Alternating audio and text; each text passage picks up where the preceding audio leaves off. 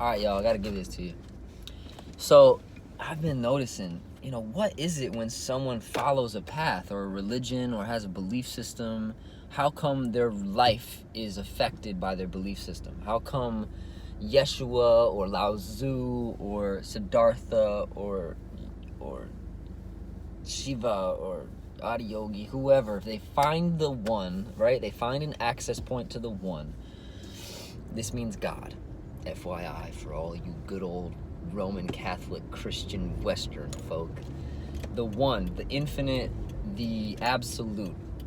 Someone finds an entry point or an access point into it as a state or even just as an idea, but you got to embody it. And then their life reflects it in a certain way. But then what happened when, who is, what's his name? Attila the Hun? Or the crazy Mongolian dude, or whatever. One of these dudes that were hyper successful. Who was Hitler? What was going on? Or Stalin, or Pol Pot, or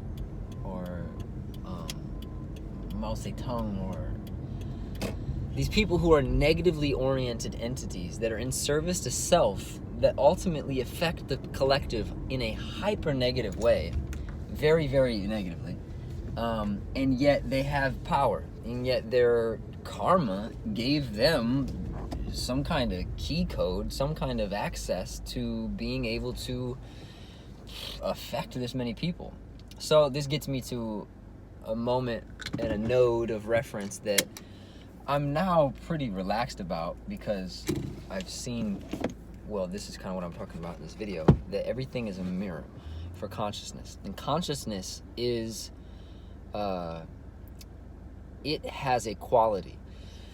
But in matter is like neutral. And yeah, there's things that we experience in matter that has quality, but it's like the light is coming through the crystal, which is Christ, FYI. I really feel like the best visualization to tap anybody into Christ consciousness is picture every human being, go to a big public space, and just look at a bunch of humans, and instead of seeing a biological bipedal hominid, flesh suit, see a crystal. See them as an actual, we got tall crystals, skinny crystals, small crystals, small and fiery, or tall and airy. Picture the crystal, picture them as a crystal, and then notice their element. That's the best way that I can notice Christ. That Christ is the crystal body, that we are this multidimensional being through a biological spacesuit, flesh suit. And so it's like spirit is sun-like. It's like light. It's like it illuminates whatever we put our focus on. And so this really got me confused when I heard, get ready for it. Oh no. Why do the muggles, watch Harry Potter, and from Harry's perspective, it's like, why are you tripping when you say Voldemort? Why are you tripping? You're obviously frightened of him, and if anyone should be frightened of him, it's me. I'm the chosen one. Why are y'all frightened of him? And then it's revealed, it's like, well, because they're all projecting onto this reference point of Voldemort as this all-powerful bad guy that is frightening because they might not be able to hold their own, kind of thing, and etc. So he who must not be named. And in the Western world, drumroll, quiet, subtle, subconscious, ethereal drumroll, in the taiko drums though, and some congas and like a cajon, drumroll, like a shamanic ayahuasca drumroll. So in the Western world, that's Lucifer. But then I was like 27-ish, I think. My Saturn return was beginning to get real bumpy. And my return to Saturn, I have such an interestingly new perspective on what that even means, as opposed to where I was then. FYI, I gotta come back to that. But so I was coming back to Saturn. Oh wow! I'm realizing what that means now in a whole new way. Literally right now, it's happening on camera. Focus. I'm 27 and I'm confused as to how some people manifest financial abundance and yet they're not in spiritual alignment. What the F? That was kind of one of my phrases. And then I found this youth organization that I started working for and with called Peace Guardians, and I was working with kids, and I was lit up by these young people. I was teaching a class of like 4 and 5 year olds in Silver Lake, and then a class of more like 5, 6, 7 year olds in Santa Monica, and it was lighting me up. And I'd leave class and I'd get paid, and I was just looking at my bills and I was like, what? I was so lit up by what I was doing, but then I was looking at my finances and it would depress me. I was like, how am I gonna be financially prosperous? How am I gonna? I love making music. I want to, I haven't had a studio that I could make music in like with loudspeakers. It's been 4 years now, and I'm just craving it. And I keep, going through financial kind of noticings of what's required, like rent and then soundproof, and it can't be in like a quiet financial space or a quiet residential space because people will make sound complaints. So long story short, I was this Saturn return and I'm like, what the F? How come I'm doing God's work and I'm not financially prosperous? But I kept having faith and I kept using this dude's tech. Can you see? Sadhguru. And that dude's tech. Yoganandaji. Sadhguruji. So I was using this tech that was like a new interpretation of faith. It was a new perspective of what I grew up as a Christian having called faith. And I now understood it was still faith, but it was like I was now priming my system using my masculine facility of intense will and effort, ultimately in sadhana, to create a environment that would be receptive or primed for grace. And then I find about this dude named Rudolf Steiner. And I find he's connected to this dude named Krishnamurti, who I had found out long before that. And they're connected to this thing called the Theosophy Society.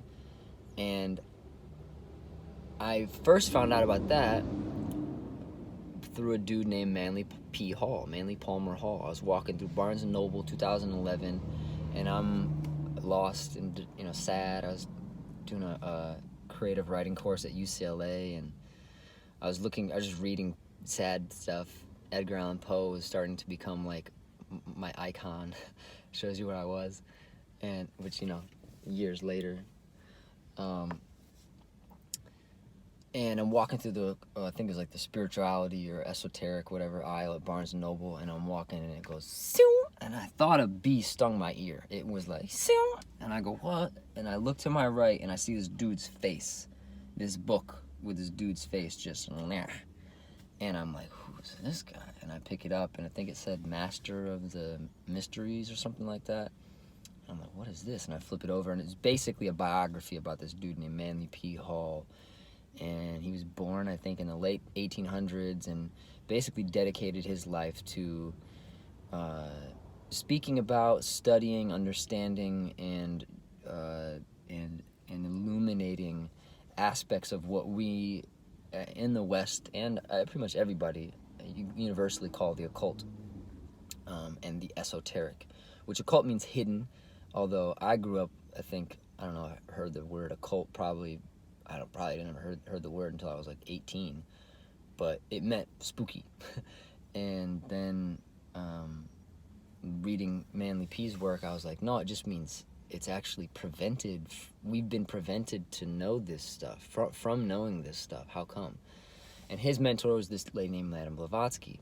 And I saw on all this stuff on the internet that Madame Blavatsky was a Satanist, satanic, and a dark lady. And yet it also seemed like she was cultivating a group of, she wanted like the Avengers of philosophy, from what I can tell. And I'm by no means a historian on Blavatsky, but from what I could tell, she was gathering some folks, and they were looking for the next Yeshua, basically. And I'm not saying Blavatsky specifically, but they thought this kid named Jiddu, I don't know if that was his name at the beginning, but this guy who ended up being called Jiddu Krishnamurti, they thought he was like the chosen one, and he was like, nah, I'm not.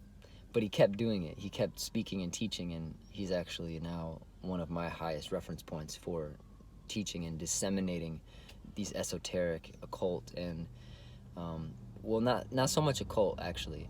Krishnamurti just talks about esoteric, but non-duality, really, non-separateness, from a Siddha perspective, from what I can tell. From his own, he's really his own vibe. But I started off this video wanting to talk about Lucifer, and then I talked about, I got into Ahriman, and I mentioned all these folks because Blavatsky and Manly P. Hall and Krishnamurti, they were all circulating around this connection to this dude named Rudolf Steiner, which I didn't find out about until I was 27. Manly P. Hall when I was 21. Krishnamurti when I was 19. But I couldn't digest it. My godfather gave me a Krishnamurti book, Freedom from the Known, and I was like, what? It just wouldn't. I wasn't primed to retain what I was reading, but I knew it was profound. And later, I'm like, he's everything. But so Rudolf Steiner, he talks about Lucifer and Ahriman as these archetypes of consciousness, of energy, of how consciousness manifests into thought and human action or human inspiration that are actually side polarities from that which we know as Christ. Christ being, I understand it as the crystal body, which I also understand it as the aligned sovereign soul that is in a body and now realizes its inability to be disconnected from God, from spirit, from source. So it knows that it's Brahma as the Jiva Atma in terms of yogic wording, but that just means Brahma source, the one. So Westernly we could call that as we know the Father. We know we are the Father as the Son, which again, Western wise, like that's for me doesn't palate that well, because it's like, what happens when you're a woman? Like, am I the son as well? It's like, yeah, you are actually. Daughters and sons are the son of the Father. And it's like, well, why is it the father, not the mother? And it's like, well, there's Prakriti, the manifested world that is almost like a womb that we are in, which is like, it is the space in which spirit manifests into. So spirit being a kind of masculine, no different than when you're, you know, you got a plug and you plug it into the wall. You got the feminine part and the masculine part. These are neutral in their essence, but they're qualitatively, when they are unified, one is going in and one is receiving. One is asserting and one is the thing you insert and one is the thing that receives. So Prakriti, or space, is that which receives spirit, or the energy that is us as soul. So we all have spirit and we all have matter. We are all Prakriti and all Purusha soul. But so this dude Steiner, I want to keep coming back to this, but I like how it's tap dancing around. And my intention is to just share more of these processes with y'all. If you're watching this, man, I mean, this has been my experience, my journey, you know. I thought I was schizophrenic at first, and then I saw all these other people thought they were schizophrenic too, and it was, I think I even saw a book called, it was a book or an article or something, and it was like, schizophrenic or spiritual awakening? And I was like, what? That sounds like me. And so Steiner has noticed the same thing that Carl Jung noticed, but Steiner put this interesting language to it that, and this gets back to the crystal thing that I opened up with, and why someone's reality will reflect their philosophy, and how come somebody who's so negatively oriented and destructive could manifest financial abundance, you know, physical world prosperity, and yet they're actually destructive, or if you will, demonic or satanic, which Satan is just Saturn. That's another video. Maybe I'll talk about that in my further understanding now of the return to Saturn return, the 27 Club, Jimmy and Jim and Janice, etc., and Kurt, etc. So someone can get what they want by murdering someone else, and it'll give them what they want quickly as a shortcut to getting it, but they might get arrested and put to death later on because they committed murder. And that's just a quick reference of like karma. Karma is this ripple. So even if you get away with the murder, it'll come back to you through the Akashic field at some point, but you might get what you want quicker than someone who has patience and waits it out and basically waits for grace to give it to them. And it's not like they're just waiting and sitting by a Bodhi tree, but they are emanating the magnetic signal that brings that experience to them, as opposed to abusing their masculine facility and just using will to orient towards self, towards service to self, and basically abusing other entities. Which, as we are all one, as Ra helps us understand the law of one, which all teachers of any non-dual access point teaches, that we are all one. And so if you hurt another, you're really hurting yourself, and it might take you some perceived time for that to get back to you, but it's ultimately going to get back to you. So Ahriman and Lucifer, as these frequencies, are service to self oriented psychological structures. They're literally I see it as a mental geometrical structure that settles in the more and more someone is focused in that space. Which is interesting if you think about when someone says, oh, they're crazy. You go like this, right? You say, oh, they're crazy. They're crazy. What are you doing this for? Sidebar to Thoth, Drunville Melchizedek, and the activation of the Merkaba meditation, that we literally have a Merkaba around the skull and a Merkaba around the entire body. I'm using a lot of terms here in this video that probably some people are like, what is he talking about? Maybe Google, or maybe just keep tuning in. But I'm really sharing my kind of journaling, my vocal journaling of this process more than I'm wanting to teach. You might learn by me kind of expressing transparently, but I'm not looking to give like a dissertation on individual concepts right here. But I think I'm planting the seed for maybe that to happen in time to come. But yeah, so yeah. The bad guys can seem to get what they want, and the good people will be like, wah, why? And it's actually a mirror. The bad guys are mirrors of the good guys, and the good guys are mirrors of the bad guys. And that's paradoxical for most to consider, especially if you're third density identified, meaning you're only identified as a body-mind complex, and you don't have initiation into all these esoteric concepts. Oh, he lost me at crystal. Yeah, you know, maybe, for sure, cool. And it comes and goes, and you got to listen to it through your windows as you can get it. You know, the house is empty and you're inside, and you see another house with lights on, and you want to go and visit them, but by the time you walk out of your house and down the street, their house is empty also. You can't get the light that you thought you saw in their house. Your house is your body, and the light that you might see in someone else's house is them, is the soul, which is you, which is why you want it, because you want yourself. You want yourself to be fully awakened to truth of who you are. And individuals are other houses that sometimes reflect back to us, we would like some new shutters or a new coating of paint on our front door. Or maybe some alchemical symbols to ward off demons and naughty spirits looking to steal from us in the nighttime, etc., etc. Yeah, I'm leaning in, man. I'm leaning in. I'm leaning into sharing this.